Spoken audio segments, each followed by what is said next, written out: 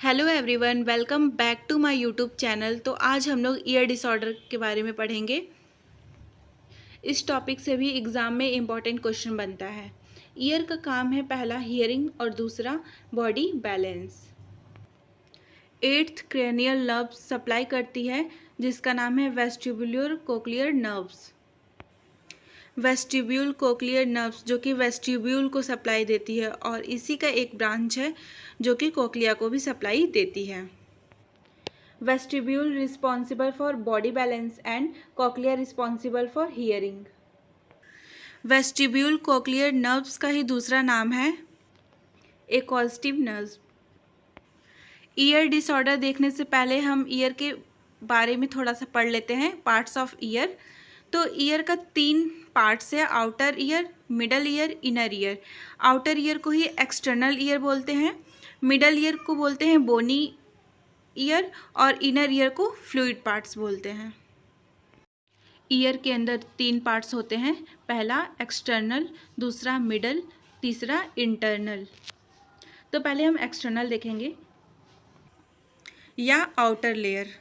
Outer ear से एक tube like structure निकलता है जिसको बोलते हैं कैनाल, ईयर कैनाल, और ईयर कैनाल टेम्पोनिक मेम्ब्रेन तक जाता है। ये है आउटर लेयर, ये है ईयर कैनाल टेम्पेनिक मेम्ब्रेन तक जा रहा है, इसको पूरा बोलेंगे आउटर लेयर।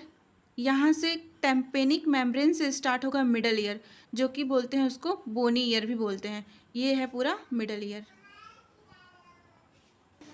टेम्पेनिक मेम्ब्रेन के बाद मिडल ईयर स्टार्ट हो रहा है जिसमें 3 बोन पाया जाता है, पहला मैलियस, दूसरा इंकस, तीसरा स्टैपिस। स्टैपिस जो होता है smallest bone of the body, इसलिए मिडल ईयर को बोनी ईयर भी बोलते हैं। मिडल ईयर से एक कैनाल निकलता है जिसको बोलते हैं ऑडिटरी ट्यूब्स। ये ट्यूब मिडल ईयर से ओरिजिनेट होता है। अब ईयर का नेक्स्ट पार्ट देखेंगे, इनर ईयर।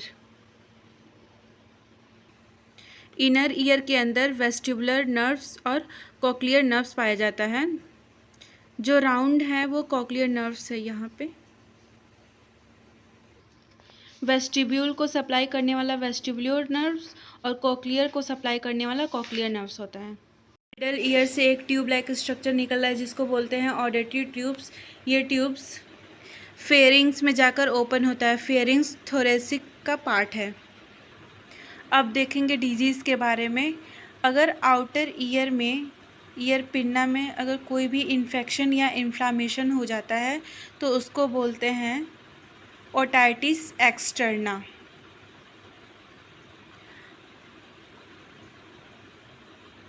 और ईयर के मिडिल पार्ट में इन्फेक्शन या इन्फ्लामेशन हो जाता है तो उसको बोलते हैं ओटाइटिस मीडिया। नेक्स्ट है, अगर अगेन रिपीट कर रहे हैं, फर्स्ट है इन्फेक्शन और inflammations of outer layers is called otitis externa. Infection और inflammations of middle layer is called otitis media. Infection और inflammations of inner ear is called otitis externa. आज हम ओटाइटिस मीडिया के बारे में पढ़ेंगे क्योंकि ओटाइटिस एक्सटर्ना और ओटाइटिस इंटरना से ज़्यादा इम्पॉर्टेंट ओटाइटिस मीडिया है और एग्ज़ाम में इससे ज़्यादा क्वेश्चन मिलते हैं। तो आज का टॉपिक है ओटाइटिस मीडिया। इंट्रोडक्शन है and inflammation and infections of middle layer. तो मिडल लेयर में इन्फेक्शन या इन्फ्लेमेशन हो जाता है तो इसको बोलते हैं otitis media. Mostly age group की बात करेंगे तो इन्फेंट एंड यंग चिल्ड्रन में ज़्यादा इफेक्ट होता है। नेक्स्ट देखेंगे एटियोलॉजी। एटियोलॉजी में फर्स्ट पॉइंट है infections of gram positive bacteria. Example streptococcus Haemophilus bacteria, staphylococcus bacteria and influenza. Second point है मिडल ईयर कार्सिनोमा। कार्सिनोमा मतलब कैंसर। तो मिडल ईयर में कोई इन्फेक्शन या इन्फ्लामेशन हो या कैंसर कंडीशंस हो, उस कंडीशन में हो सकता है। नेक्स्ट है otitis. Next otitis interna and otitis externa. तो अगर ओटाइटिस इंटरना में भी इन्फ्लामेशन या इन्फेक्शन हो जाएगा तो भी मिडल लेयर को इफ़ेक्ट करेगा, और ओटाइटिस एक्सटर्ना में भी इन्फ्लामेशन या इन्फेक्शन हो जाएगा तो भी मिडल लेयर को इफ़ेक्ट करेगा। नेक्स्ट है फेरेंजाइटिस। तो हम लोग सोच रहे होंगे कि फेरेंजाइटिस कैसे एटियोलॉजी में आ गया, इसमें फेरेंजाइटिस की वजह से कैसे ओटाइटिस मीडिया हो सकता है, तो आइए देखते हैं। तो कुछ टाइम पहले ही हम लोग ईयर का एनाटॉमी देखे हैं, जिसमें ऑडिटरी ट्यूब्स जो है वो फेरिंग्स में जाके ओपन होता है, तो इसी वजह से फेरेंजाइटिस हो जा रहा है। फेरिंग्स में 7 ओपनिंग होता है, 2 nasal opening, 1 oral cavity, auditory tubes का दोनों साइड एक एक, तो 2 हो जाएगा। लेयरिंग्स में 1 ओपनिंग और इसोफेगस में 1 ओपनिंग, तो कुल टोटल हुआ 7 ओपनिंग।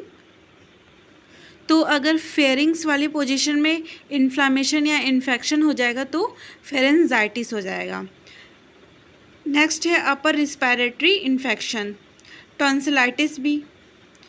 नेक्स्ट है एलर्जिक रिस्पॉन्स। 9th है इंजरी, ट्रॉमा की वजह से। 10th है पोस्ट ऑपरेटिव। नेक्स्ट देखेंगे पैथोफिजियोलॉजी ओटाइटिस मीडिया का। तो पैथोफिजियोलॉजी की first line, in case throat infection. तो स्टार्टिंग में क्या था, थ्रोट इन्फेक्शन या कोई भी अदर इन्फेक्शन के वजह से डायरेक्ट इंटरनल ईयर या एक्सटर्नल ईयर में इन्फेक्शन या इन्फ्लेमेशन हो जाता है, तो पेशेंट के अंदर इन्फेक्शन या इन्फ्लामेशन डेवलप्ड होता है।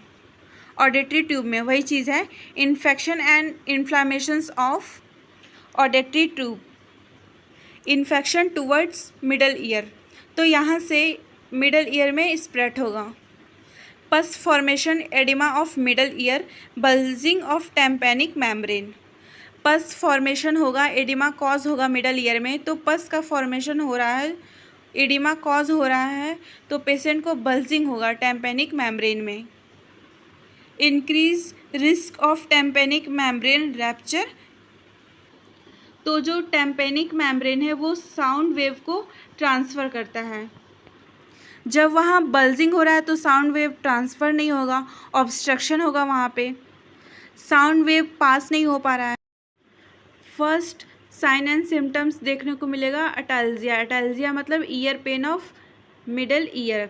सेकेंड है otorrhoea, discharge of ear secretion.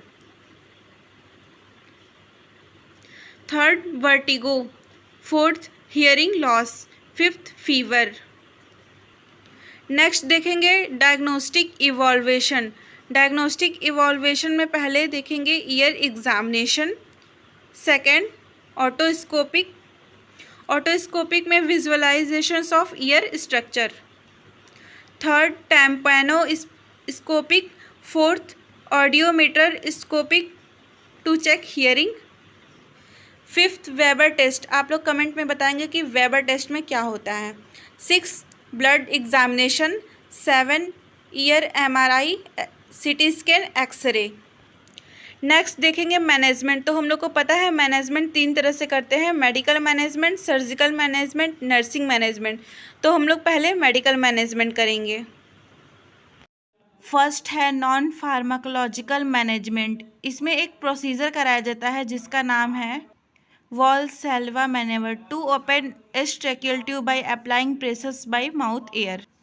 इसमें ट्रैकियल ट्यूब्स क्लोज होता है तो उसको प्रेशराइज कराकर ओपन कराया जाता है।